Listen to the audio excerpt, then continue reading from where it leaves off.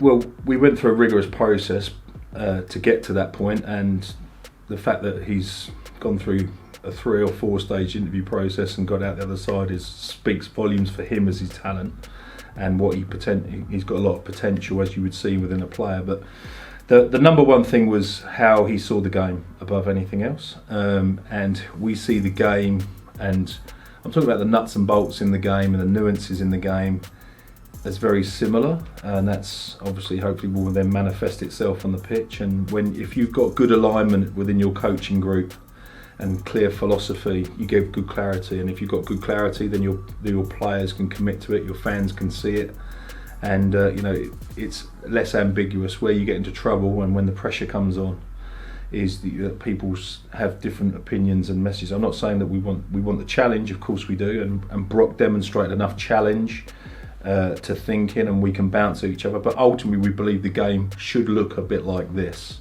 and that gives us the best chance to have that constructive conflict and with the good alignment. So that was the first thing. The second thing, obviously, the position that he played, the experience he's got as a player, less so as a coach, but that means that he's not institutionalised as a coach and cynical, and he's very aware of where he is on his coaching journey, and I got probably enough experience for both of us, and I can certainly help him with that. So he has a good ambition to be better.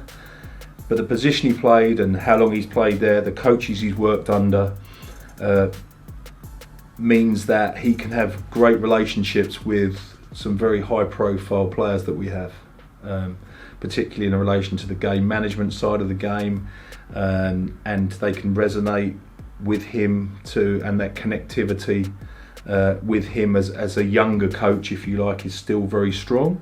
So that's another bit of added bonus. As I've said, I've got enough experience for the pair of us. So those are the two things that stood out, and I think that from what I understand and the feedback that I've witnessed has been very positive, and I hope that the fact it's a little bit out of left field, and I like to do things a little bit differently on occasions from an innovation point of view and a freshness point of view.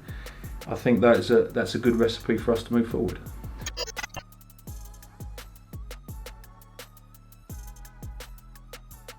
It's a good question. I think it's I could start talking about this and the film would run out, to be fair, but to put simply, it's around being positive. I think that you talk about the historical element to Welsh rugby, and I think that's always been positive. I grew up with that. Despite my youthful experience, I am actually older than I look, but I grew up with that sort of element around Welsh rugby, and I think that that's important. We want to create a team that represents the region and the historical side of it, and that coincides with mine and Brock's alignment to how we think the game should be. So we want to be played positive. We want to play with ball in hand wherever possible. We want to put our attacking imprint onto the game, and I think that's really important. But to do so, you need to be aggressive defence. You need to, so it all fits into one. But ultimately, we want to play a positive brand and score some tries. We want people to see a team that works hard. We want the supporters and the region to see a team that represents them, and I think that's really important from its working class background. It's roll your sleeves up and be tough, but also be true to Welsh rugby and be positive and score some tries.